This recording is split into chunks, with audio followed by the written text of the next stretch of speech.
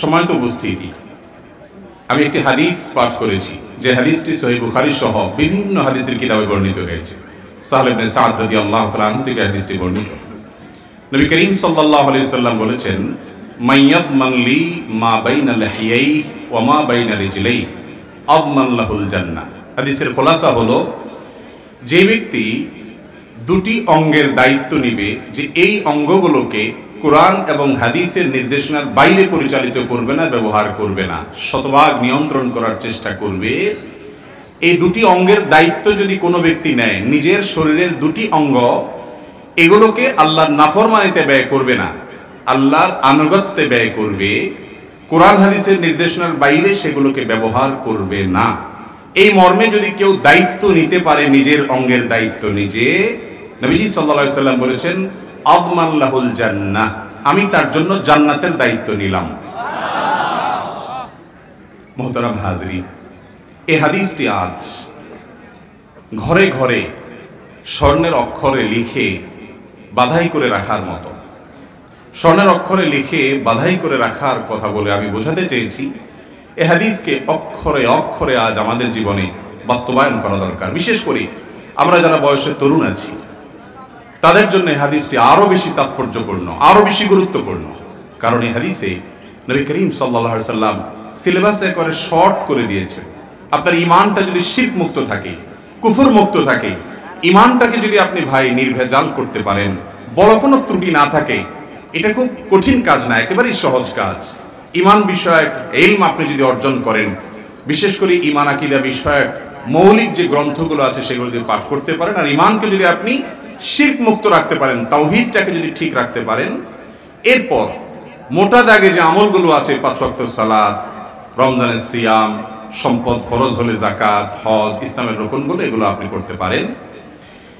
এরপর আপনি যদি এই দুটি অঙ্গের দায়িত্ব নিতে পারেন, তাহলে সেক্ষেত্রে জান্নাতে যাওয়ার ব্যাপারে নবী করিম সাল্লাল্লাহু আলাইহি সাল্লাম দায়িত্ব নিচ্ছেন, মানে গ্যারান্টি দিচ্ছেন।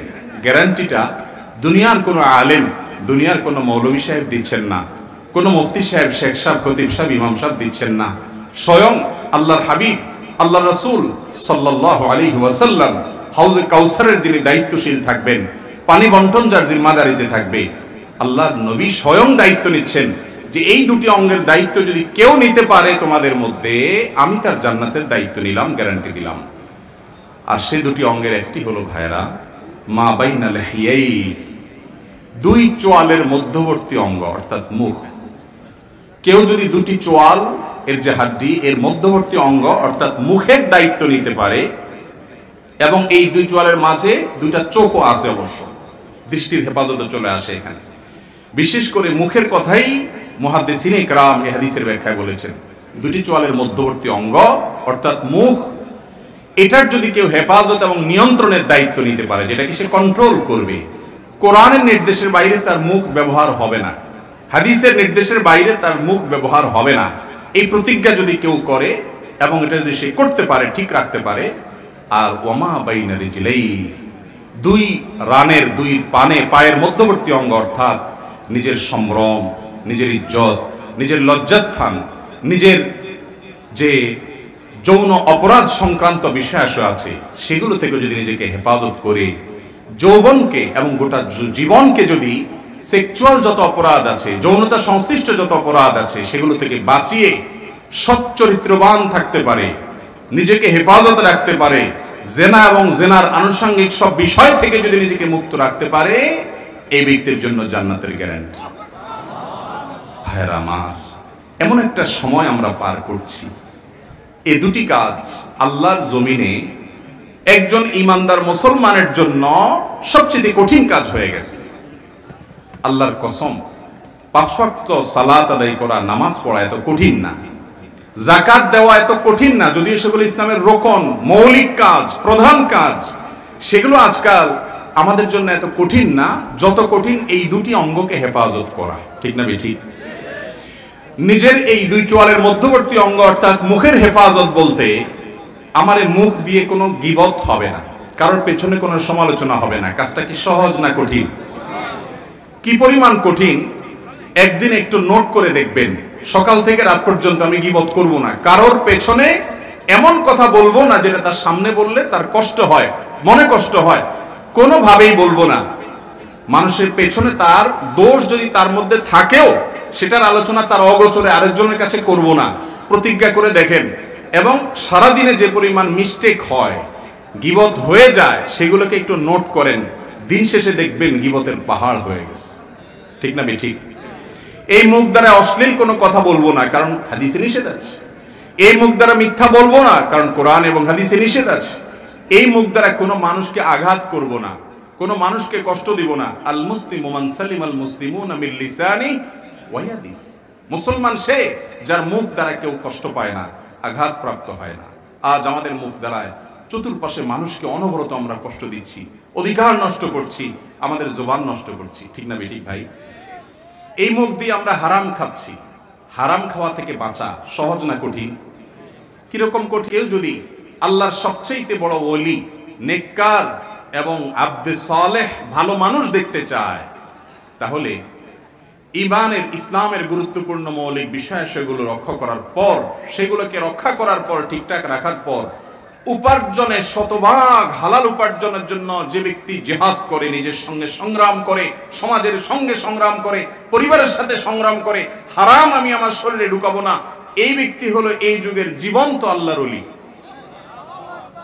ভাইরা আমার, নামাজি কালামি মানুষ পাওয়া যায়, হালাল ভক্ষণ করার ব্যাপারে দৃঢ় সংকল্পবদ্ধ, নো কম্প্রোমাইজের লেভেলে চলে যেতে পারে, জিরো টলারেন্সে থাকে। আমি কখনো দুর্নীতি করব না, আমি কখনো হারাম খাবো না, আমি কখনো অন্যায় করব না, আমি কারো সম্পদ আত্মসাৎ করব না, কোনো একটি পয়সা আমার পকেটে হারাম আসবে না।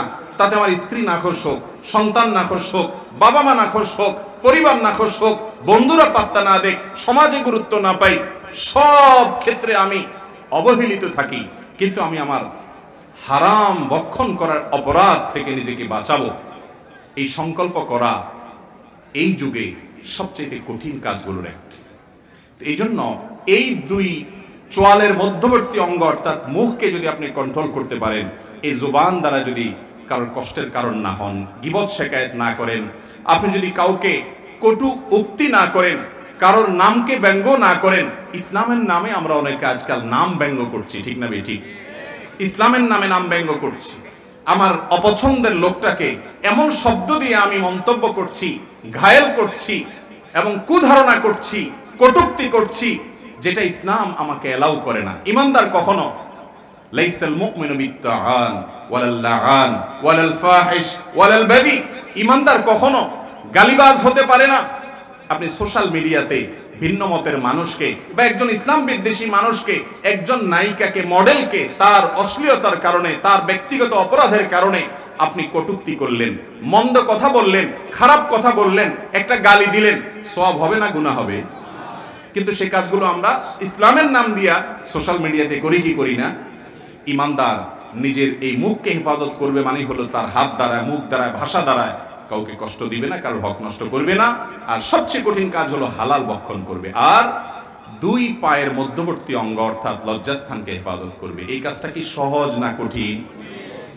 সোনার হরিণ যেরকম পাওয়া দুষ্প্রাপ্য, এ যুগে সেরকম যুবক পাওয়া দুষ্প্রাপ্য, যে যুবকের যৌবনে কোনো চরিত্রে কালিমা লাগেনি, যে যুবক সমাজের গোটা স্রোতের বিপরীতে দাঁড়িয়ে নিজের চরিত্রকে কলুষ মুক্ত রাখতে পেরেছে, অথবা কখনো কলুষতা লেগে গিয়েছে, আল্লাহর ভয়ে, আল্লাহর রহমতের ছায়াতলে এসে হারামকে বর্জন করে ছেড়ে দিয়ে আল্লাহ রাব্বুল আলামিনের কাছে চলে এসেছে এবং তওবা করে নিজেকে পরিচ্ছন্ন করে নিয়েছে, তওবায়ে নাসুহা বা খাঁটি তওবা করতে পেরেছে, এরকম যুবকের পরিমাণ খুব বেশি না কম? ভাইরা আমার, এই কাজটা কি খুব সহজ না অনেক কঠিন? অনেক কঠিন। যারা কলেজ ইউনিভার্সিটিতে পড়েন অথবা সোশ্যাল মিডিয়াতে বিচরণ আছে, তারা জানেন নিজের চরিত্রকে হেফাজত করা আজকাল এত কঠিন হয়ে গেছে। চতুর্দিক থেকে আহ্বান হচ্ছে আপনাকে জাহান্নামে নেওয়ার জন্য। যুবক, আপনার আপন শুধুমাত্র আপনার মালিক আল্লাহ, আল্লাহ ছাড়া আর কেউ আপন নাই ভাই। সবাই আপনাকে ভালোবাসে স্বার্থের জন্য, সবাই পয়সা চাই, সবাই ক্যারিয়ার চায়, সবাই আপনার তথাকথিত অবস্থান চায়, কেউ আপনার জাহান্নাম থেকে মুক্তি চায় না। আল্লাহর হাবিব সাল্লাল্লাহু আলাইহি সাল্লাম আপনাকে আমাকে অনেক ভালোবাসতেন, তাকে আল্লাহ তাআলা বলেছেন রউফ, রউফুম বিল মুমিনিন, ইমানদারদের প্রতি অনেক দয়ালু ছিলেন, রহিম ছিলেন। তিনি আমাদেরকে জাহান্নামের আগুন থেকে বাঁচাতে চাইতেন।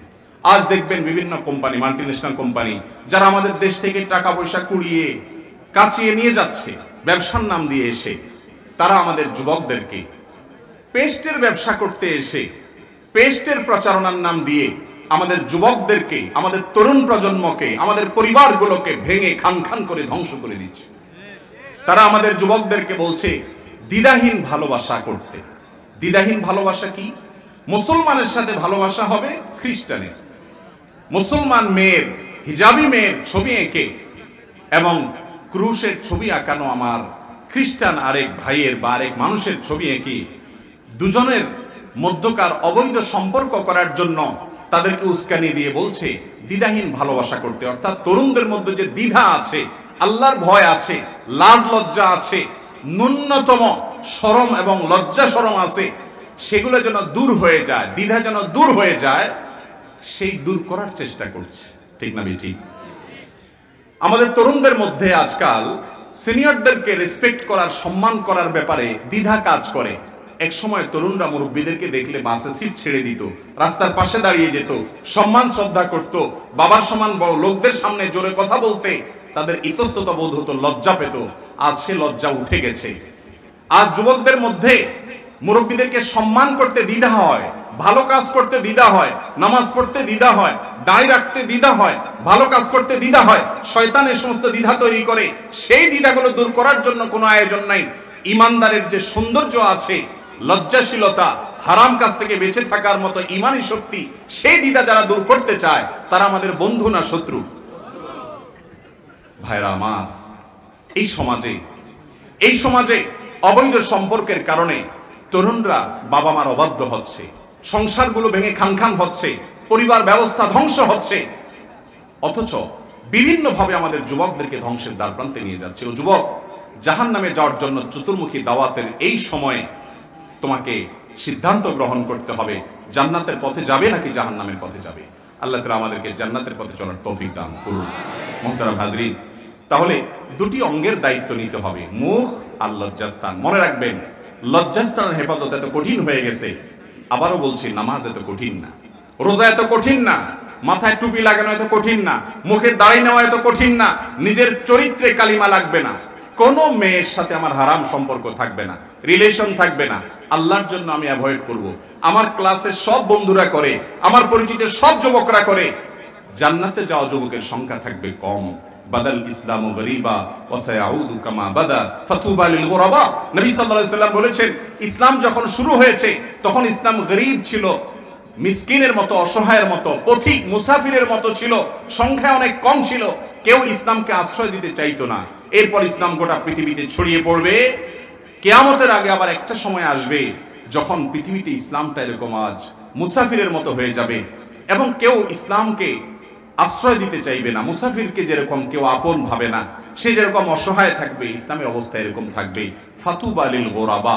ওই টাইমটাতে যারা ইসলামকে আঁকড়ে ধরবে, যারা মানুষকে সংশোধন করার কাজে নিজেকে নিয়োজিত রাখবে, যারা কোরআন এবং সুন্নাহকে বুকে আঁকড়ে ধরবে, এই স্বল্প সংখ্যক মানুষ নামে মাত্র নয়, যারা কাজেও মুসলমান, সেই মানুষগুলোকে নবী সাল্লাল্লাহু আলাইহি সাল্লাম বলেছেন ফাতুবা, তাদেরকে আমি সুসংবাদ দিয়ে গেলাম, জান্নাতে যাবে এই স্বল্প সংখ্যক মানুষ ইনশাআল্লাহ।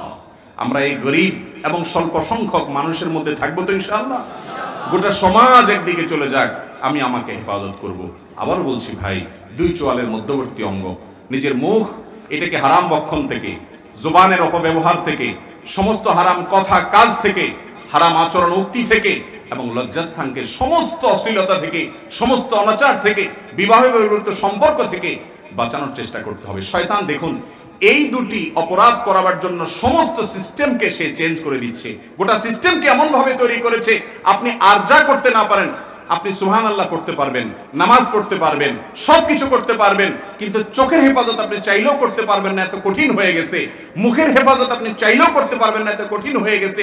লজ্জাস্থান হেফাজত কোনোভাবেই যেন করতে না পারেন, এই জন্য গোটা সিস্টেমটা এমন ভাবে শয়তান তৈরি করেছে। এই সিস্টেমের মধ্যে থেকে নিজের চরিত্রকে হেফাজত করা এই যুগের সবচেয়ে মহা কঠিন কাজগুলোর মধ্যে একটা। চেষ্টা করবো না আমরা ইনশাআল্লাহ? চ্যালেঞ্জ দিতে রাজি আছেন কারা? তোলেন একটু। আল্লাহ আপনি আমাদের হাতগুলোকে কবুলের মঞ্জুর করেন। আল্লাহ আপনি আমাদের সবাইকে আমাদের এই দুটি অঙ্গের হেফাজত করার তৌফিক দান করেন। আল্লাহ চতুর্দিকে ভয়াবহ স্রোত চলছে, জাহান্নামের স্রোত। আল্লাহ জাহান্নামের স্রোত থেকে এই হাতগুলোকে আপনি কবুলের মঞ্জুর করেন। আল্লাহ আমাদেরকে আপনি হেফাজত করেন। আল্লাহ আমাদেরকে জান্নাতি হয়ে যাওয়ার তৌফিক দান করেন। আল্লাহ জাহান্নামী আগুনের আঁচ থেকে যুবকরা বাঁচতে পারছে না, গোটা পরিবেশ শেষ হয়ে গেছে, আমাদেরকে ধ্বংস করে ফেলা হচ্ছে। মালিক আপনি আমাদের ঈমানকে আমলকে হেফাজত করেন। সবাই চেষ্টা করবো না ইনশাআল্লাহ? বিশেষ করে মোবাইলের ব্যবহার, স্মার্টফোনের ব্যবহার, ফেসবুক, ইউটিউব এবং অনলাইনে ভাইয়েরা আমার, এগুলো আমাকে ধ্বংস করে দিচ্ছে। আমি কি করছি নিজের সাথে জিজ্ঞাসাবাদ নিজে করব, নিজের হিসাব নিজে গ্রহণ করব, প্রতিদিন হিসাব মেলাবো এবং প্রতিদিন একটু একটু করে জান্নাতের দিকে আগাবো। চেষ্টা করবো না ইনশাআল্লাহ? আল্লাহ আপনি আমাদের সবাইকে আপনি কবুল করুন। আমরা যেন দুটি অঙ্গের হেফাজতের দায়িত্ব নিতে পারি, তাহলে মুহাম্মদুর রাসূলুল্লাহ সাল্লাল্লাহু আলাইহি সাল্লাম আমাদের দুই অঙ্গের দায়িত্ব নেওয়া মানুষগুলোকে জান্নাতের দায়িত্ব নেওয়ার গ্যারান্টি দিয়েছেন। তার গ্যারান্টি কখনো মিস হতে পারে? যদি বিশ্বাস থাকে তো আজ সংকল্প করে জানে মাহফিল থেকে যে আমি আমার এই দুই অঙ্গের হেফাজত করব, নিজের সাথে সংগ্রাম করব, প্রতিদিন আগাবো। কালকের চাইতে আজ, আজকের চাইতে আগামী, আগামীর চাইতে তার পরের দিন আমার ভালো হবে। চেষ্টা করবো না ইনশাআল্লাহ? আল্লাহ তাআলা আমাদের সবাইকে আমল করার তৌফিক দান করুন। হাদা ওয়া সাল্লি ওয়া সাল্লিম আলা নবিয়িনা মুহাম্মদ ওয়া জাযাকুমুল্লাহু খায়রা।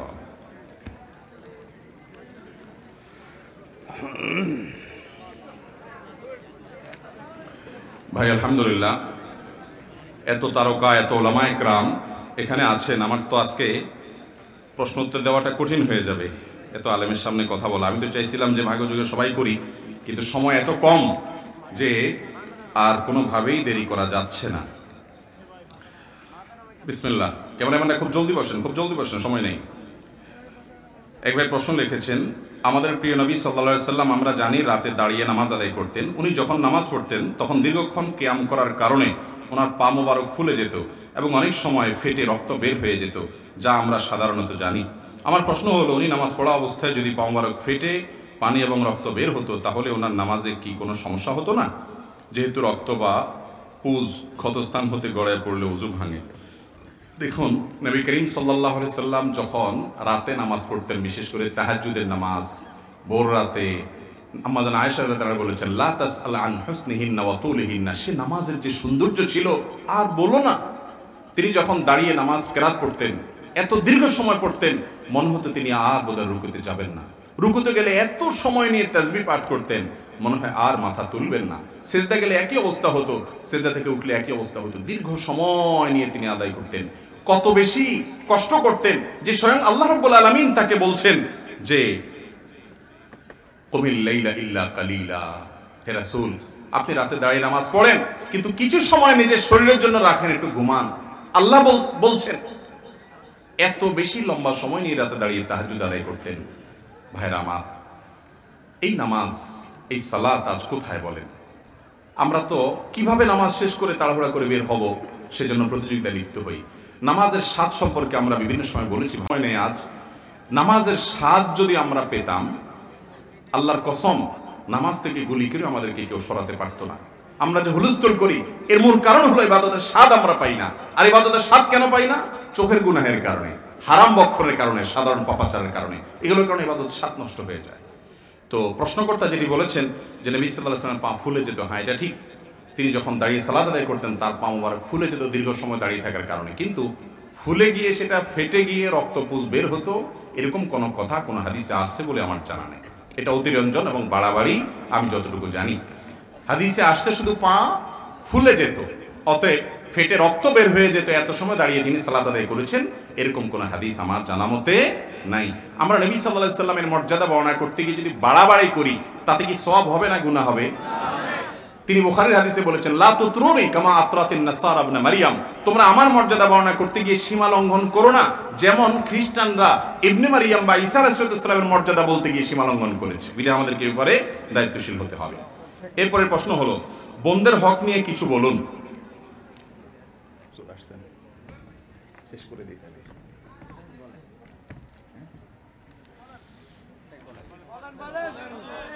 আপনারা বললে হবে না তো, ওস্তাদের মন্ত্রী তো 10-15 মিনিট সময় নেব। জাযাকাল্লাহ খাইর ওস্তাদ, জাযাকুমুল্লাহ খাইর। আমাদের লক্ষ্মীপুরের আমাদের ছায়া আমাদের মুরব্বী আলহামদুলিল্লাহ, আল্লাহ তাআলা হযরতের হায়াতকে আমাদের জন্য দীর্ঘায়িত করুন, বলুন আমিন।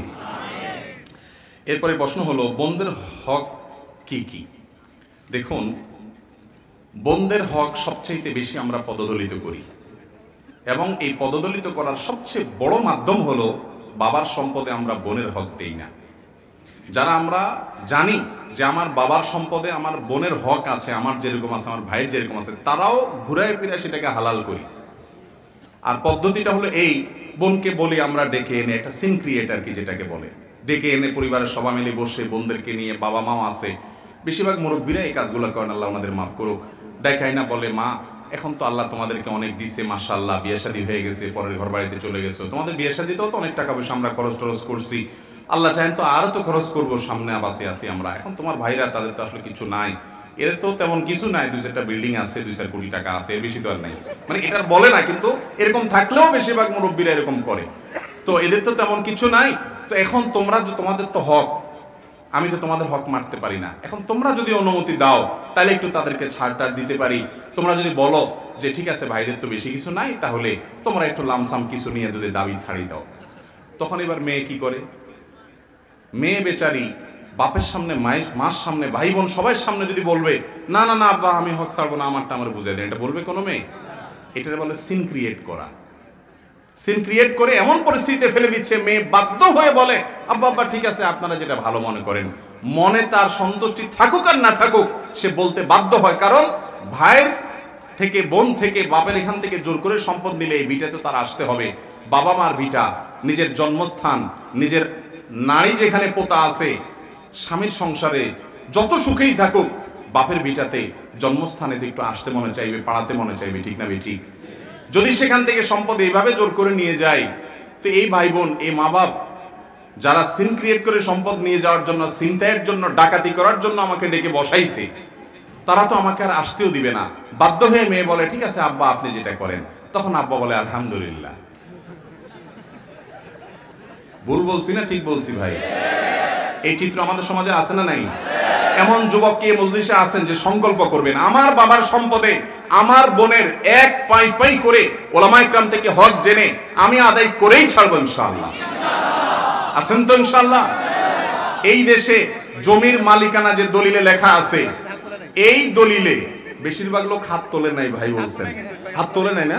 হাত তোলেন নাই। আপনারা কি নিয়ত করছেন? মেরে দিবেন হক?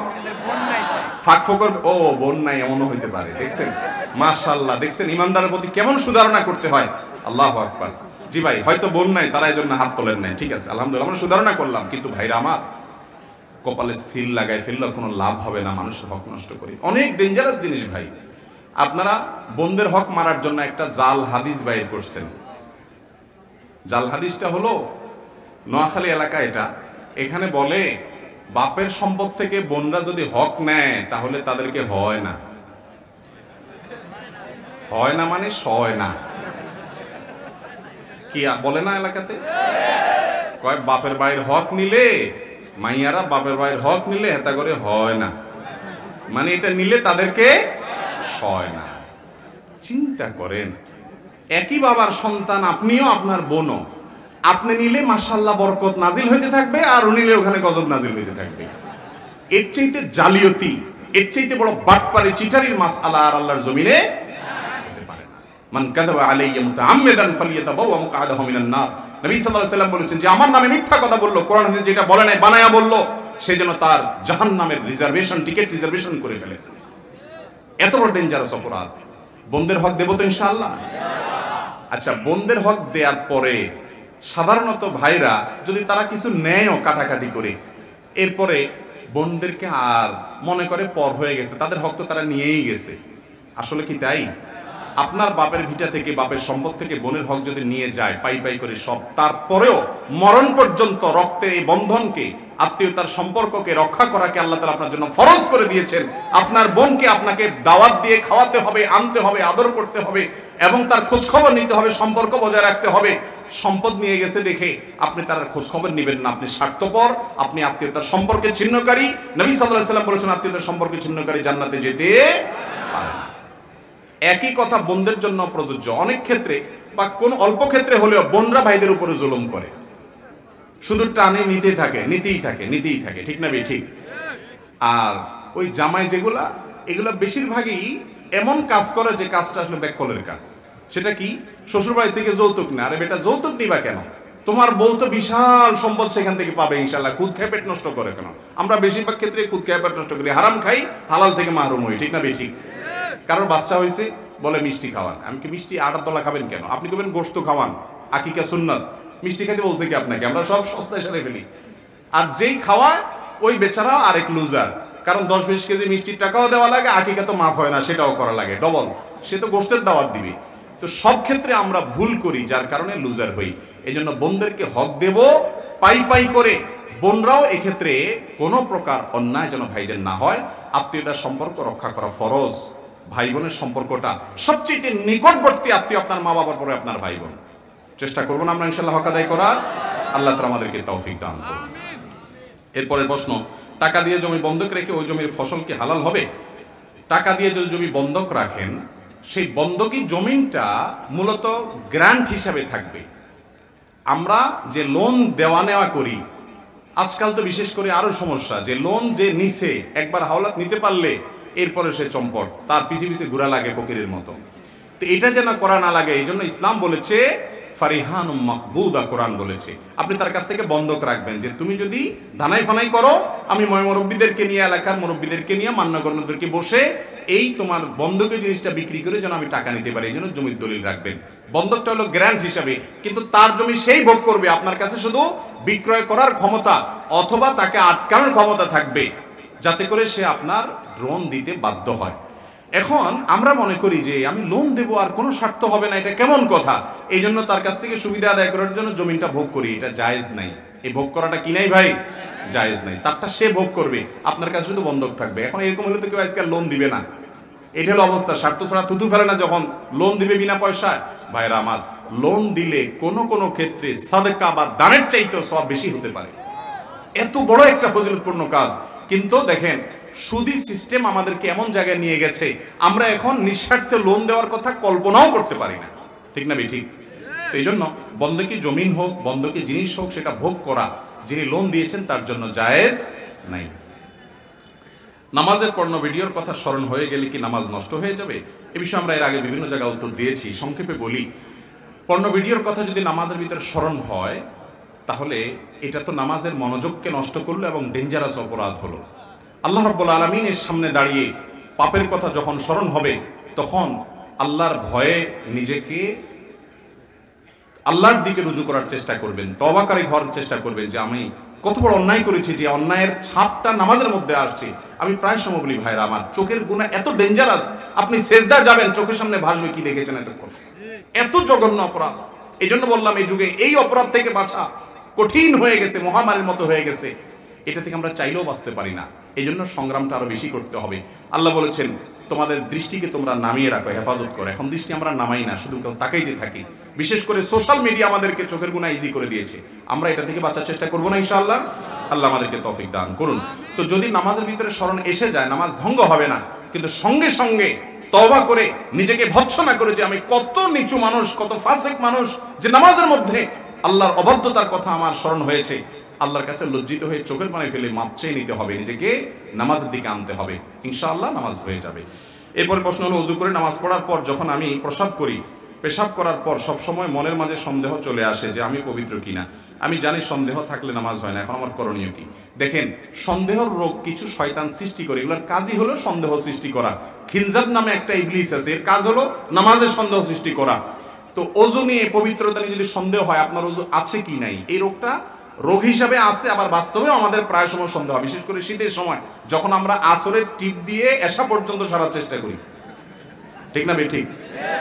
আসরের ওযু দিয়ে মাগরিব তো যায়, মাগরিবের পরে এবার একটু টানাটানি শুরু হয়ে যায়, তাই না? টানাটানি শুরু হয়ে যায়, তখন এবার চাপাচাপি করি, আল্লাহ আল্লাহ, আর 1 ঘন্টা আর 20 মিনিট, কোন রকম এশার নামাজটা হয়ে গেল, বাস এবার যায় ছেড়ে দিলাম।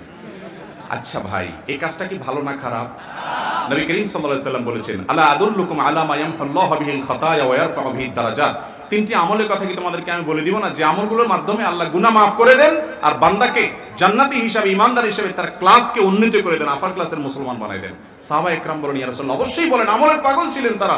নবী সাল্লাল্লাহু আলাইহি ওয়াসাল্লাম তিনটা আমলের কথা বলেছেন, তার ভিতরে একটা হলো ইসবাগুল wudu'i আলাল মাকারি, ওযু করতে মনে চাচ্ছে না, ঠান্ডা, কষ্ট, ভয়, এরপরেও হিম্মত করে যে ব্যক্তি ওযু করে ফেলে, এই ব্যক্তিকে মর্যাদা আল্লাহ বাড়াবেন। অতএব যারা চাপাচাপি করে ওযু রাখেন তাদের নামাজের মনোযোগ নষ্ট হবে এবং এই মর্যাদা থেকে বঞ্চিত হবেন। শীতের সময় যখন ওযু করতে কষ্ট হবে, ওই হাদিসের কথা স্মরণ করে সাথে সাথে বিসমিল্লাহ বলে ওযুর জন্য নিজে ফ্রেশ হয়ে পেশাব করে এবং বায়ুর বেগ থাকলে সেগুলো দিয়ে ওযু করে ফ্রেশ ভাবে আল্লাহর সামনে দাঁড়াবেন। আপনি পেশাবের বেগ নিয়ে, বায়ুর বেগ নিয়ে আল্লাহর সামনে দাঁড়াচ্ছেন, এই সালাত কেমনে কবুল হবে? এই জন্য আমাদের চেষ্টা থাকতে হবে কি হবে না? এখন কথা হলো, সন্দেহ হচ্ছে ওযু আছে না নাই। এরকম যদি হয় তাহলে কি করবেন? এই মাসআলাটা কমন একটা মাসআলা। এটার উত্তর হলো, ভাই, যদি আপনার মনে হয় ওযু তো আমি করছি শিওর আসরের সময়, ফর এক্সাম্পল আসরের সময় ওযু করছি, এখন আসর থেকে মাগরিবের আগ দিয়ে এখন সন্দেহ হচ্ছে বায়ু কি আসছিল না আসে নাই, সন্দেহের মধ্যে পড়ে গেছেন, বায়ু নিয়েই সন্দেহটা বেশি হয়, বা পেশাব কি করছি না করি নাই, এরকম যদি সন্দেহ হয় তাহলে সেক্ষেত্রে আপনি আল ইয়াকিনু লা ইয়াজুলু বিশাক এই মূলনীতির উপর আমল করবেন। একটা ফিকহের মূলনীতি আছে, নিশ্চিত বিষয়টা সন্দেহের কারণে দূর হয় না। আপনি ওযু করছেন আসলে নিশ্চিত, এখন ওযু গেছে কিনা সেটা হলো ধোঁয়াশা, আপনার কোনো ক্লু পাচ্ছেন না যে আমি পেশাবখানায় গেছি, ওযু গেছে, বায়ু গেছে, মনে হচ্ছে না, জাস্ট ওয়াসওয়াসা হচ্ছে, তাহলে আপনি ধরে নেবেন আপনার ওযু আছে, কারণ আপনি ওযু করছেন নিশ্চিত। ওযু গেছে কিনা সন্দেহ, তো আল ইয়াকিন লা ইয়াজুলু বিশাক, নিশ্চিত বিষয়টা সন্দেহের কারণে যাবে না, আপনার ওযু আছে। আর যদি এর উল্টা হয়, ওযু গেছে শিওর, পেশাব করছি, বায়ু আসছে শিওর, কিন্তু এরপরে ওযুটা করছি কিনা এটা নিয়ে সন্দেহ হচ্ছে, তাহলে আপনি ধরে নেবেন ওযু আপনার গেছে শিওর, আপনি ওযু আর করেন নাই, কারণ ওযু করছেন কিনা এটা নিয়ে সন্দেহ হচ্ছে, ওযু গেছে সেটা শিওর, সেজন্য আল ইয়াকিন লা ইয়াজুলু বিশাক, আপনার ওযু নাই সেটা ধরা হবে। ব্যাপারটা কি বুঝতে পারছেন? যদি ওযু করছেন নিশ্চিত হয়, গেছে কিনা সন্দেহ হয়, তাহলে ওযু আছে। আর ওযু গেছে নিশ্চিত, করছেন কিনা সন্দেহ হয়, তাহলে করছেন না, ওই গেছে সেটা নিশ্চিত, অপবিত্র ধরা হবে। এরপরেও সন্দেহ দূর করার জন্য আপনি ওযু করে নিতে পারলে সেটা বেটার। আর সন্দেহ এটা কারোর রোগে পরিণত হয়, অযথাই এরকম খুঁতখুঁতে ব্যবহার হয়, সেটা যদি হয় তাহলে এটার কোনো পাত্তা দিবেন না, কারণ খুঁতখুঁতে স্বভাব দূর করার ওষুধ হলো পাত্তা না দেওয়া। ইবলিস তখন রসোয়া হয়ে যাবে যে আমি হাদিসের উপর আমল করছি, আমার ওযু আছে, তুমি আমার নিয়ে টেনশন করার দরকার নেই। কথা কি বুঝাতে পারছি ভাই? এরপরে প্রশ্ন, হুজুর আমার প্রশ্ন, সালাতে নিজ ভাষায় আল্লাহর কাছে চাওয়া যাবে কিনা? দেখুন ভাই, আল্লাহর কাছে আপনি যে কোনো সময় চাইবেন আল্লাহর কাছে। ফরজ নামাজে নিজের ভাষায় আল্লাহর কাছে চাইবেন কিনা এটা নিয়ে ফোকায়ে কেরামের মতবিরোধ আছে। হানাফি মাযহাবের উলামা ইকরাম, আমার দেশের উলামা ইকরাম, তারা নামাজের মধ্যে মাতৃভাষায় চাওয়াটাকে জায়েজ বলেন না, এটাকে মুফসিদাতুস সালাতের ভিতরে শামিল করেন। অন্যান্য উলামা ইকরাম জায়েজ বলেন। তবে হ্যাঁ, এটা ঠিক সালাত দোয়া কবুলের জায়গা, বিশেষ করে শেষ বৈঠক সম্পর্কে সহিহ হাদিসে আসছে যে সুম্মা লিয়াতাখাইয়ার মিনাদ দুআ মাশা, নামাজের শেষ বৈঠকে যে কোনো দোয়া আল্লাহর কাছে চাওয়া যেতে পারে। সিজদার কথা বলা আছে যে আকরাবু মা ইয়াকুনুল আবদু মির রাব্বিহি ওয়া হুয়া সাজিদ, বান্দা আল্লাহর সবচেয়ে কাছে থাকে সিজদারত অবস্থা, এজন্য ফাআকসিরু ফীহি মিনাদ দুআ ও কামা ক্বালা আলাইহিস সালাম, সিজদা তোমরা বেশি বেশি দোয়া করবে। এই দোয়াটা কোরআন হাদিসে বর্ণিত দোয়াগুলো করতে পারেন, এটা নিয়ে কোনো সন্দেহ বা কোনো ইখতিলাফ নাই। আর আল্লাহ তাআলা আলিমুম বিযাতিস সুদূর, মনের সমস্ত ভাষা আল্লাহ তাআলা বুঝেন। কোরআন হাদিসের দোয়া পড়লেন আর মনে মনে আল্লাহর কাছে দোয়া পেশ করলেন, তাসবিহ পাঠ করতে থাকলেন, মনে মনে আল্লাহর কাছে দোয়া পেশ করলেন, এই ব্যাপারে কোনো ইখতিলাফ মত পার্থক্য নাই। মানুষের মাঝে নেগেটিভ পজিটিভ দুইটা দিক থাকে। নেগেটিভ দিকের কারণে অনেক খারাপ চিন্তা ভাবনা চলে আসে, যা আমি চাইলেও কন্ট্রোল করতে পারি না। এখন আমার করণীয় কি? দেখুন, নেগেটিভ পজিটিভ দোনো রকম চিন্তা তো আসে। আপনি পজিটিভ করবেন কিভাবে নিজেকে? বিশেষ করে নামাজের মধ্যে এই সমস্যাটা বেশি আসে, তার উত্তর ইতিমধ্যে হয়ে গেছে। নেগেটিভ চিন্তা বেশি আসে, এটা একটা রোগ, মানসিক রোগ আজকাল ভরে গেছে ঘরে ঘরে, প্রচুর পরিমাণ নেগেটিভ চিন্তা আসে। এই জন্য যদি বিষয়টা মানসিক রোগের পর্যায়ে যায় তাহলে মানসিক কোনো ডাক্তার দেখাবেন, অন্যথায় যথাসম্ভব উলামা ইকরামের পরামর্শ নিয়ে 3 বার আউযু বিল্লাহ পড়ে বাম দিকে 3 বার থুতু ফেলবেন। এটাতে ওয়াসওয়াসার ঔষধ হয়। ইবলিস ওয়াসওয়াসা সৃষ্টি করে বাম পাশ থেকে। নবী সাল্লাল্লাহু আলাইহি সাল্লাম সেজন্য আল্লাহ সম্পর্কেও বাজে চিন্তা আসলে আমল শিক্ষা দিয়েছেন। বাম দিকে আউযু বিল্লাহ, আমানতু বিল্লাহি ওয়া রাসূলি এবং আউযু বিল্লাহ পড়ে বাম বার থুতু ফেলবেন। থুতু মানে আবার গালভর্তি থুতু না, জাস্ট ওই যে সুইর আগা যে পরিমাণ থাকে ওই পরিমাণ। বিয়ের জন্য কেমন পাত্রপাত্রী দেখা উচিত? আমাদের সমাজে বেশিরভাগ ক্ষেত্রে সুন্দরী কন্যা এবং বিত্তশালী বর দেখে বিয়ে দেওয়া হয়। আমি প্রায় সময় বলি ভাই, আজকাল পাত্রপক্ষ তারা দেখে একটা ময়দার বস্তা, আর পাত্রীপক্ষ তারা দেখে একটা টাকার বস্তা। অর্থাৎ মানুষের সাথে মানুষের বিয়ে খুব কম হয়। আস্তে জোগাড় দিয়েন না, জোগাড় দেন না, মানুষ আমল করে কম, এটা আমার অভিজ্ঞতা, আল্লাহ মাফ করো। জোগাড় দিয়ে লাভ নাই ভাই, আমল করতে হবে। যুবক এখানে বেশিরভাগ। নবী করিম সাল্লাল্লাহু আলাইহি ওয়াসাল্লাম বলেছেন ফাজফার বিজাতিদ দ্বীন, দিনদার জীবন সঙ্গী পেয়ে জেতার চেষ্টা করবা। আমরা গাড়িতে আজকে আসতে আসতে আলেমরা একসাথে সবাই আসছে, আমরা আলোচনা করতেছিলাম যে ওলামা একরাম, যাদের বেশিরভাগই ওলামা একরাম, তারা পারিবারিকভাবে সবচেয়ে সুখী এবং এত বেশি বৌভক্ত। কালকে যে কোনো একজন আলেমের সাথে যমুনা টেলিভিশনের প্রোগ্রাম ছিল, বের হওয়ার পরে হাঁটতে হাঁটতে আসতে আসতে উনি বলে যে ভাই কি যে দোয়া আমার স্ত্রীর জন্য আসে, এত কেয়ার করে, আমি অসুস্থ মানুষ, এত আদর, এত স্নেহ, এত খোঁজ খবর নেয়। তো আমি আজকে আলোচনা করলাম, দেখলাম যে আমাদের সাথে আলেম ওলামা যারা ছিলেন সবাই শুধু বহুত তারিফ করতেছে। তখন আমি বললাম যে আসলে বাস্তবতা হলো যে ওলামা একরাম দিনদার পাত্রী, যার ভিতরে আল্লাহর ভয় আছে, যে আল্লাহকে চিনে, এরকম মানুষ দেখে তারা আত্মীয়তা করে এবং সম্পর্ক করে, যার কারণে আল্লাহ তাআলা তাদেরকে এত সুখে রেখেছেন যে যাদের এই সুখটা নসিব হয় নাই, লাখ লাখ কোটি কোটি টাকা হয়তো আছে, কিন্তু বাসায় মালাকুল মউতও আছে সাথে। তারা বুঝবে না যে আলেমরা বা যারা দিন দেখে বিয়ে করে তারা কি পরিমাণ শান্তিতে আছে। ঠিক না ঠিক? ভাইরা আমার, দিনদার জীবন সঙ্গিনীর জন্য সংগ্রাম করবেন। মুরব্বীরা, বাবারা, টাকা পয়সা, সৌন্দর্য, রূপ লাবণ্য, এগুলো মানুষের জীবনে আসে আর যায়। মানুষের ব্যক্তিত্ব, পার্সোনালিটি, তার যে সুন্দর আচরণ, আখলাক, এগুলাই থেকে যায়। এগুলো দেখে বিবাহ শাদী করবেন। আজকাল অনেক দিনদাররা পর্যন্ত পয়সা ছাড়া পাত্র নির্বাচন করে না, আর ওই সুন্দরী ছাড়া আর কিছু চিনে না। আপনি সুন্দরী দেখে নির্বাচন করেন, কিন্তু প্রায়োরিটি দিবেন দিনদারিকে, ইনশাআল্লাহ আপনি সুখে থাকবেন। আজকাল ঘরে ঘরে সংসার ভেঙে যাচ্ছে। মৌলভীবাজারে মাহফিলে গেছি গত সপ্তাহ, এলাকার চেয়ারম্যান সাহেব এসে বললেন, ভাই 10 দিন হয়েছে আমি দায়িত্ব বুঝে নিছি, বিশ্বাস করবেন এই 10 দিনে আমার কাছে বিবাহ বিচ্ছেদের বিচার আসছে 25টা একটা ইউনিয়নের মধ্যে 10 দিনের মধ্যে আসছে, এবং আমার কাছে আসে নাই সেরকম কতগুলা সেটা তো আমি জানি না। চিত্র কত ভয়াবহ! আরো কয়েক বছর আগে চিত্র আপনারা জানেন, ঢাকা শহরে প্রতিদিন 39টা করে বিবাহ ভাঙে। আমি একটা কথা সব জায়গায় বলি, ও যুবক, এই যে বুড়া চাচারা আছে, মুরব্বীরা আছে, ওনাদের কাছে একটু জিজ্ঞাসা করেন তো, চাচির সাথে ওনাদের যে রিলেশনটা, সম্পর্কটা, এটা কি আজকালকার যুবকদের যে 2 নম্বর ভালোবাসা, যেটা মেড ইন চায়না, এরকম নাকি পিওর ছিল? কিরকম পিওর? এখনো চাচা চাচিরে ছাড়া কল্পনা করে না। আপনি বউরে মহব্বতের মেসেজ, SMS, ইনবক্সে ইটিশ পিটিশ আর ভালোবাসা আপনাদের উতরা সব মুখে। আরে চাচারা চাচিরে মেসেজ পাঠানো তো পরের কথা, 14-15 জন কাজের লোকের খানা রেডি করা, 2-4টা গরুর খাবার রেডি করা, মেহমানদারি, শ্বশুর শাশুড়ি, তাদের সামনে কথা বললে আরেক আয়ের মুসিবত। ওই রাতে দিনে 24 ঘন্টায় রাতে একটু সাক্ষাৎটা কোনো রকম পাইতো। মেসেজ দেওয়া তো দূরের কথা, একটু দেখার সুযোগও পাইতো না। কিন্তু মহাব্বতটা সুপারগুলোর চাইতে বেশি। ঠিক না ঠিক? তারা, আপনারা তো আল্লাহ মাফ করুক, এই প্রজন্ম বাসায় যত সুন্দরী বউ থাকুক, ওই ফেসবুকে আবার মেয়েদের ছবি দেখে বেড়ায়, ইটিশ পিটিশ করে বেড়ায়। রোগ আছে না নাই? আর চাচাদের দেখেন এখনো পর্যন্ত মহব্বত অনেক গাঢ়। চাচিদেরকে বছরে একটা শাড়িও কিনে দিতে পারে নাই, আর আপনি দোকানে যা বলতেছেন কোনটার দিকে তাকাবা, শুধু ইশারা করো আর আমি চুরি করে হলেও কিনবো। ভাইয়েরা আমার, সংসারগুলোতে শান্তির বন্যা বইতেছে না অশান্তির বন্যা বইতেছে? এর মূল কারণ হলো ওই যে দৃষ্টিভঙ্গির পরিবর্তন আমরা করি না। একজন দিনদার জীবন সঙ্গিনী পাওয়ার চেষ্টা করতে হবে এবং তাকওয়া পাওয়ার চেষ্টা। কত কপাল পোড়া আছে দিনদার জীবন সঙ্গিনী পাইয়াও কদর করে না। আমরা চেষ্টা করব না ইনশাআল্লাহ? আবার দিনদার জীবন অনেক লোক আছে, নিজে দুনিয়া 2 নম্বরে সব করবে, কিন্তু বউটা চায় একেবারে রাবেয়া বস্ত্রী ফেরেশতার মতো। এই রোগটাও আছে না নাই? দিনদার জীবন সঙ্গী পাওয়ার জন্য 1 নম্বর কাজ হলো আপনি নিজে দিনদার হইতে হবে।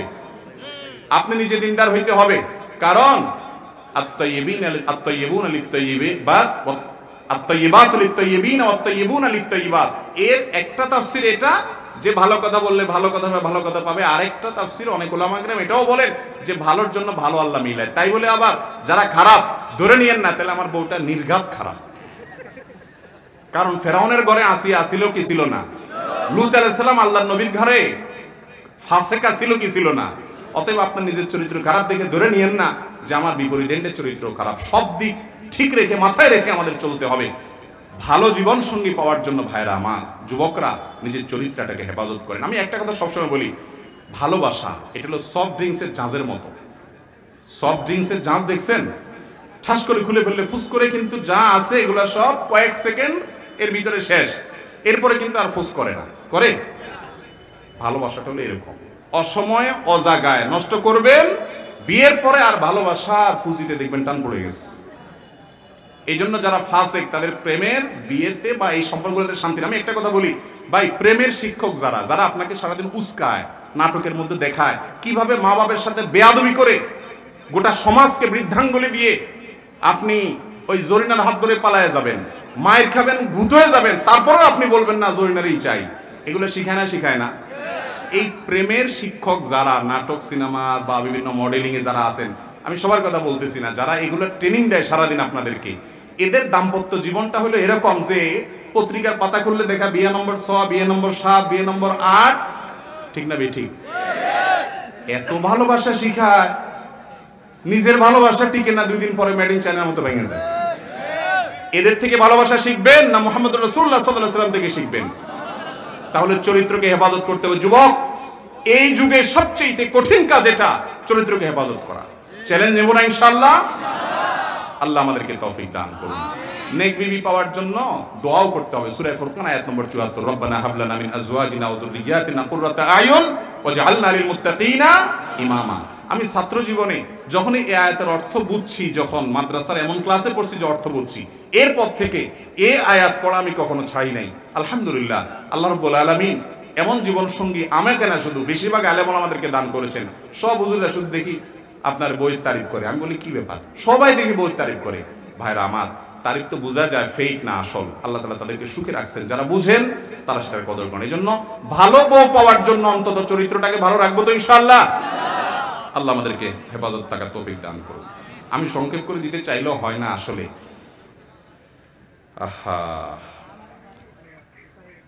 আল্লাহ তাআলা সর্বশক্তিমান, এই কথাটা কি শিরকি কথা? একজন বক্তা বলেছেন এই ধরনের কথা শিরকের মধ্যে পড়ে। বিষয়টা একটু বুঝিয়ে বললে উপকৃত হতাম। আল্লাহ সর্বশক্তিমান, এটা শিরকি কথা কেন হবে ভাই? আল্লাহ ওলামারা আছেন এখানে, হুজুর এটা শিরকি, এটা শিরক হবে কেন? আল্লাহ তাআলার একটা গুণবাচিক নাম হলো কাদির। কাদির মানে হলো তিনি সব কিছু করতে সক্ষম, তিনি পারেন না এমন কিছু নাই। তাহলে সেক্ষেত্রে সর্বশক্তিমান এই নামটা কেন শিরকি নাম হবে? বাংলা অর্থ এটার আর কোনো পেসপুস আছে কিনা আমি জানি না। সরল সহজ অর্থে যেটা বুঝে আছে যে সব শক্তি তার, সকল শক্তির উৎস তিনি, তো এটা তো বরং কাদিরুনের তর্জমা হবে। এটা শিরক হওয়ার কোনো কারণ থাকতে পারে না। আল্লাহু আলাম। প্রসাব করার পর মুসল্লিরা টিস্যু ব্যবহার করে এদিক ওদিক হাঁটাহাঁটি করে আর ঝাঁকাঝাঁকি করে, এর বিধান কি? অন্যদিকে টয়লেটে পেশাব বের হলে এমনটা করা হয় না কেন? ভাইরা আমার, হাসার জিনিস না, জানার জিনিস। টয়লেটের পর, পেশাবের পর, পেশাব থেকে পবিত্র হতে হবে। নবী সাল্লাল্লাহু আলাইহি ওয়াসাল্লাম বলেছেন ইস্তানজিহু মিনাল বাউল ফাইন্না আম্মাতা আযাবিল কবরি মিনহু। পেশাব থেকে ভালোভাবে পাক হবে। তোমার পেশাবের ফোঁটা যদি তোমার রানে, কাপড়ে, অন্যান্য জায়গায় লেগে যায় তো সাবধান থাকবে, কারণ পেশাবের কারণে কবরের আযাব হয়। পেশাব থেকে ভালো করে পাক না হওয়ার কারণে কবরের আযাব হয়। ভালো করে পাক হইতে হবে, এটা ওয়াজিব, এটা আবশ্যক। এ ব্যাপারে দুনিয়ার কোনো আলেমের দ্বিমত হওয়ার কথা না, হাদিসের নির্দেশ। এখন এই ভালো করে পাক হওয়ার জন্য বিশেষ করে আমাদের বাংলাদেশে মানুষের শরীরে আর্দ্রতা আছে, আমরা তরল খাবার খাই। আরাবিয়ানরা যেসব খাবার খায়, রুটি টুটি খায়, শরীর থাকে শুষ্ক। আমাদের অনেকেরই পেশাবের পরে আপনার ফোঁটা আসতেই থাকে। তারা ফোঁটা ক্লিয়ার করার জন্য টয়লেটে ঢুকে আপনি সেখানে পেশাব শেষ করার পরে অপেক্ষা করেন। উঠবস করলে যদি ক্লিয়ার হয়, অনেকের রোগ থাকে তো উঠবস করে ক্লিয়ার করেন, আপনার যা দরকার সব ভিতরে করেন। কিন্তু আপনি মানুষের সামনে ধরে যখন হাঁটাহাঁটি করবেন, অনেক সময় সতরুন্মুক্ত হয়ে যায়, জিনিসটা দৃষ্টিকটুও হয় এবং সতরুন্মুক্ত হয়ে গেলে তো গুনাহও হয়ে যায়। তো এটা করবেন না। আপনার যদি অসুবিধা থাকে খুব বেশি, তাহলে ওখানে দাঁড়ান, বসেন, এবং যাতে মানুষের সামনে জিনিসটা না আসে সেটা খেয়াল করতে হবে। ইসলাম আমাদেরকে বিশেষ করে পেশাব করার পর এটা ধরে হাঁটতে হবে, ঝাঁকাইতে হবে, এরকম কোনো কথা কোনো হাদিসে বলে নাই। কিন্তু পবিত্র হওয়ার জন্য যদি আপনার উঠবস করা লাগে, অপেক্ষা করা লাগে, আপনি অপেক্ষা করবেন। কিন্তু সে অপেক্ষা করতে গিয়ে সতত দেখা গেলে, মানুষের সামনে অড দেখা যায় হাঁটাহাঁটি করলে, আপনি কি ধরে হাঁটছেন, এটা কোনো ভালো জিনিস না, এটা ইসলামের নির্দেশনা না। আপনি নিজে একান্তে করবেন এবং সেটা দরকার হলে টয়লেটের ভিতরে, অর্থাৎ দরজা লাগায়া বাথরুমের ভিতরে ঢুকে করবেন। এরপর প্রশ্ন হলো, আপনাকে আল্লাহর জন্য অবিরাম ভালোবাসি, আপনার সকল কথা শুনে কিছুটা হেদায়েতে এসেছে আমার। এখন আমি মোবাইলে নাটক, সিনেমা এবং খেলাধুলা সহ সকল কিছু পরিত্যাগ করেছি মহান রবের রহমতে। আমি কলেজে পড়ি, এখন আমার চোখ এবং অন্তরের বাজে চিন্তা থেকে বাঁচতে যতই চেষ্টা করি বাঁচাতে পারছি না। এখন আমার অন্তরে বারে বারে আল্লাহর ভয়ে কেঁদে উঠে। এখন কলেজে পড়াও আমার জন্য ছাড়াও সম্ভব না, পড়াও আমার জন্য কঠিন। এখন আমি কি করব একটু বলেন। আমি চাই পড়াশোনা ছেড়ে দিয়ে পাপ থেকে বাঁচতে, কিন্তু পরিবার অবস্থাও অনেক শোচনীয়। যাই হোক, বোঝা গেছে আর পড়ার দরকার নেই। ভাইরা আমার, এই প্রশ্নগুলো আলহামদুলিল্লাহ প্রচুর পরিমাণে আসছে। আমি বারবার বলেছি, এই প্রশ্নগুলো আমাকে অনেক আপ্লুত করে। আমার যুবক ভাইয়েরা হারাম থেকে বাঁচার জন্য সংগ্রাম করছে, এর নামই তো মুত্তাকি, এর নামই তো মুত্তাকি। এই যুবকরা ইনশাআল্লাহ এই দেশের শ্রেষ্ঠ নাগরিক হবে। এরা যখন গড়ে উঠবে দুর্নীতিমুক্ত, যৌতুক মুক্ত, মাদক মুক্ত, সকল অপরাধ মুক্ত, আল্লাহর ভয়ে নিজেকে গঠন করতে পারে এরকম যুবক হবে ইনশাআল্লাহ। এরা এই দেশের সম্পদ। ওলামায়ে কেরাম এবং এলাকার গণ্যমান্য মুরব্বীরা, তাদেরকে সাপোর্ট দেওয়া উচিত। ভাইরা আমার, মনে রাখবেন, স্কুল কলেজে যারা পড়েন এরকম পরিস্থিতির শিকার হলে এই সংক্ষিপ্ত প্রশ্নোত্তরে তো আপনার পুরো সিচুয়েশন আমি জানি না, বলে দিতে পারবো না। আমি মৌলিক নীতিমালা বলতে পারবো। ওস্তাদ হারুন শাহ হুজুর আছেন, আরও যে সমস্ত ওলামা একরাম এলাকাতে আছেন, তাদের সাথে সাক্ষাৎ করে নিজের পুরো অবস্থা বলে তারপর সমাধান নেবেন। হুট করে আপনি শিক্ষা ধারা বন্ধ করে দিয়ে আপনি বের হয়ে আসলেই যে আপনি নাজাত পেয়ে যাবেন, ব্যাপারটা সেরকম না। আপনি চেষ্টা করবেন দিনই পরিবেশে রাখার জন্য, সংগ্রাম করবেন, এবং আপনার জন্য কি করা উচিত এই মুহূর্তে এটা ভ্যারি করবে ব্যক্তির অবস্থার উপরে। যেন ওলামা ইকরামের সাথে পরামর্শ করে সিদ্ধান্ত নেবেন আর সংগ্রাম চালিয়ে যাবেন। আল্লাহর কাছে তৌফিক কামনা করবেন। প্রয়োজনের কারণে কিস্তিতে মোটর বাইক নেওয়া যাবে কিনা? আপনি যদি মোটর বাইক কিনেন এবং কিস্তিতে কিনেন, সেটা জায়েজ আছে। সাহাবা ইকরাম অনেকে কিস্তিতে কেনা বেচা করেছেন, এবং মূল দামের চাইতে কিস্তিতে কিনলে সাধারণত বিক্রেতা একটু বেশি দাম রাখে, সেটাও জায়েজ আছে, সেটাও হারাম হবে না। এরপরে প্রশ্ন হলো, জামাতে সালাত আদায় করতে গেলে দেখি মসজিদের বারান্দার পথের জন্য জায়গা খালি রেখে দাঁড়ায়, এর বিধান কি? যদি বারান্দা দিয়ে ভিতরে ঢোকার জন্য জায়গা রাখে, সেটা কেন রাখবে? কারণ ভিতরের জায়গা ফিল আপ হওয়ার পরেই তো বারান্দায় দাঁড়াইতে হবে। ভিতরের জায়গা ফাঁকা রেখে বারান্দায় তো দাঁড়ানো যাবে না, তাহলে ফাঁকা রাখবেন কেন? যদি এমন হয় যে না, সিস্টেমটা এরকম এক পাশে বা কোনো এক পাশে কার্পেট টার্পেট দিয়ে রাস্তা হিসাবে আলাদা ইন্ডিকেট করা আছে, তো তাতে কোনো অসুবিধা হবে না ইনশাআল্লাহ। কাতার মিলিমিটার দাঁড়াতে বলা হয়েছে, কিন্তু মাঝখানে পিলার পড়ছে রাস্তা বলতে, তাতে কোনো অসুবিধা নাই। নামাজে ভুল করলে মুসল্লি পেছন থেকে সুবহানাল্লাহ বলবেন নাকি আল্লাহু আকবার বলবেন? আপনারা কি বলেন?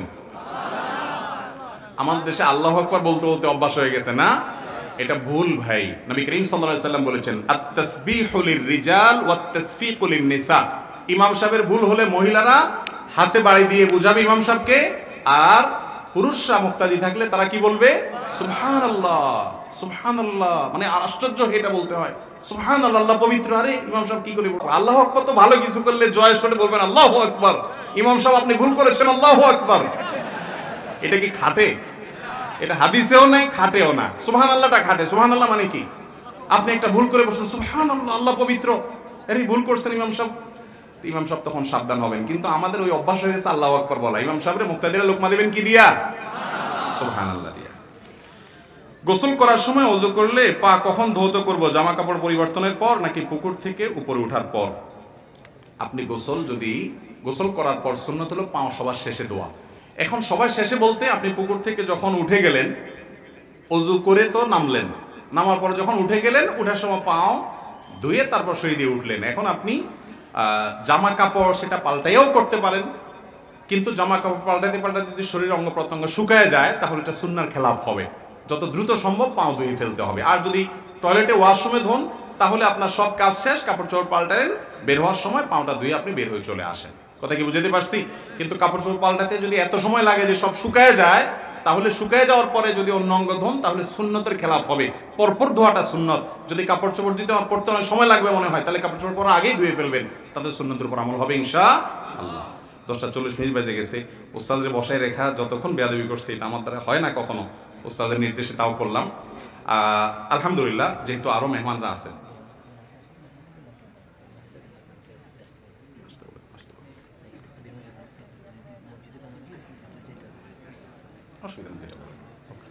ভাই আলহামদুলিল্লাহ, আগামী বছরে মাহফিলটা হোক, আপনারা চান কিনা?